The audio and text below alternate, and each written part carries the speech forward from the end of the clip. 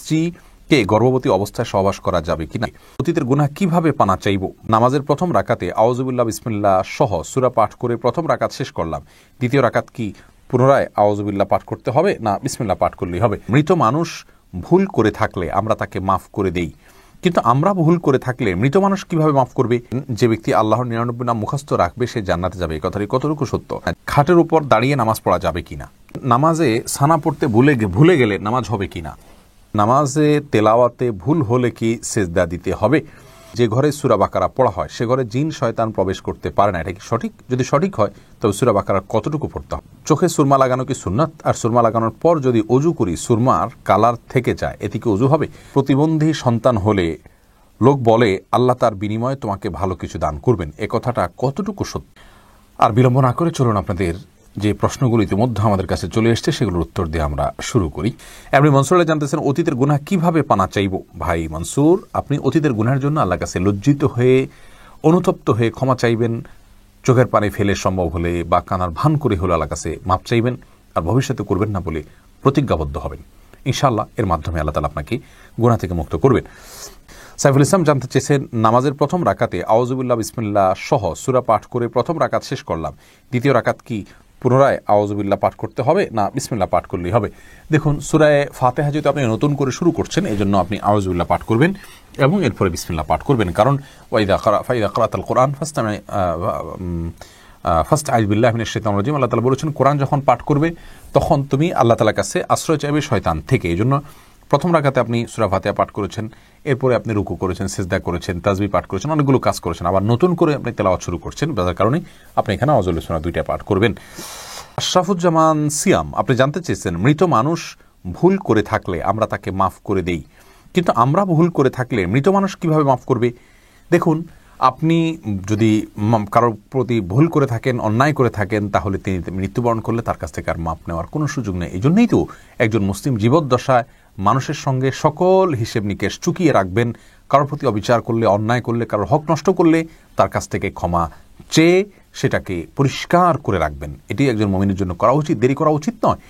কারণ আমার অধিকার যার কাছে আছে, তিনি যদি, যার অধিকার আমি নষ্ট করেছি, তিনি যদি মৃত্যুবরণ করেন তাহলে সেক্ষেত্রে কিয়ামতের দিন কেউ কাউকে ছাড়বে না। মৃত্যুর পরে আর তাকে সন্তুষ্ট করা কঠিন। তবে হ্যাঁ, এরকম পরিস্থিতিতে আল্লাহ তাআলাকে যদি খুব বেশি সন্তুষ্ট করতে পারেন, আল্লাহ তাআলা কোনো কোনো হাদিস থেকে বোঝা যায় যে ওই ব্যক্তির পক্ষ থেকে তার যে পাওনাদার তাকে সন্তুষ্ট করে দিবেন কোনো পুরস্কার দিয়ে এবং এই ব্যক্তিকে মাপ পাইয়ে দিবেন। অতএব বিকল্প হলো বিশেষ তওবা করা, তার পক্ষ থেকে দান সদকা করা, তার জন্য দোয়া করা, মৃত ব্যক্তির জন্য যার কাছে আমার অধিকার রয়েছে, যার অধিকার আমি নষ্ট করেছি, এবং সেই সাথে আল্লাহ তাআলাকে খুব বেশি সন্তুষ্ট করার চেষ্টা করে যাওয়া। সন্তা ইসলাম জানতে চেয়েছেন যে ব্যক্তি আল্লাহর 99 নাম মুখস্থ রাখবে সে জান্নাতে যাবে, এই কথাটি কতটুকু সত্য।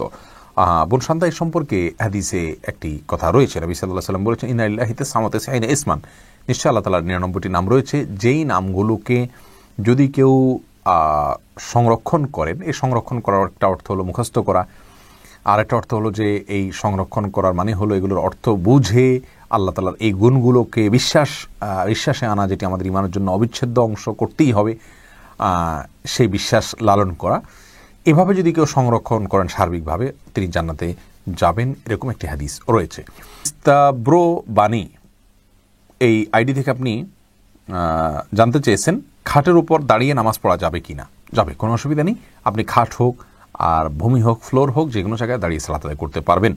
আপনি স্বাভাবিকভাবে যদি সালাত আদায় করতে অসুবিধা না হয় তাহলে সেক্ষেত্রে কোনো অসুবিধা নেই। হ্যাঁ, কোনো খাটের উপরে দেখা যায় যে ম্যাট্রেস বা ফোম থাকার কারণে অনেক দূর ডেবে যায়, যার কারণে রুকু সিজদায় তিনি ব্যালেন্স রাখতে পারেন না এবং সুন্দরভাবে সালাত আদায় করতে পারেন না, সিজদা সঠিকভাবে করতে পারেন না। এরকম যদি হয় তাহলে সেক্ষেত্রে তার জন্য খাটে দাঁড়িয়ে সালাত আদায় করা উচিত হবে না। এটা কমপক্ষে মাকরুহ হবে, অপছন্দনীয় হবে, তবে সালাত হয়ে যাবে।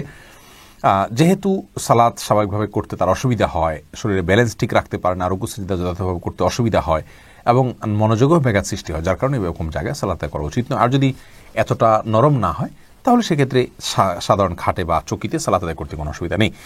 মোশাররফ হোসেন জানতে চেয়েছেন নামাজে সানা পড়তে ভুলে গেলে নামাজ হবে কিনা। হ্যাঁ ভাই, নামাজ হয়ে যাবে, কারণ সানা পড়া এটা নামাজের জন্য ফরজ বা ওয়াজিব নয়। ফরজ বা ওয়াজিব নয় এমন কোনো কিছু ছুটে গেলে নামাজ হয়ে যাবে, কোনো অসুবিধা নেই। এরপরে আব্দুল্লাহ মাহমুদ জানতে চেয়েছেন ইউটিউব চ্যানেলে নামাজে তেলাওয়াতে ভুল হলে কি সেজদা দিতে হবে। দেখুন, নামাতে যদি তেলাওয়াতে ভুল হয় তাহলে সেজদা দেওয়ার ব্যাপার নাই। আপনার ভুলটা হয় অর্থ বিকৃত হওয়ার পর্যায়ের ভুল হবে না, তাহলে তো কোনো অসুবিধাই নেই। আর যদি অর্থ বিকৃত হওয়ার মতো ভুল হয় সেক্ষেত্রে আপনি 3 আয়াত বা যতটুকু না পড়লে নয় এতটুকু পড়ে ফেলেছেন, তারপরে যদি ভুল হয় তাহলে ইনশাআল্লাহ সেখানে আপনার সালাত হয়ে যাবে। কোনো কোনো ক্ষেত্রে অর্থ বিকৃত হওয়ার মতো ভুল যদি হয় তাহলে সেক্ষেত্রে আপনার সালাত হবেই না, সেজদা সাহুতে এটি কুলাবে না।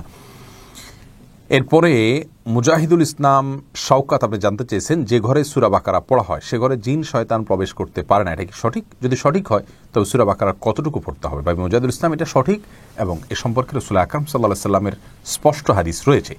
সূরা বাকারা যদি তেলাওয়াত করা হয় কোনো ভাষায়, সেখানে জিন শয়তান প্রবেশ করে না।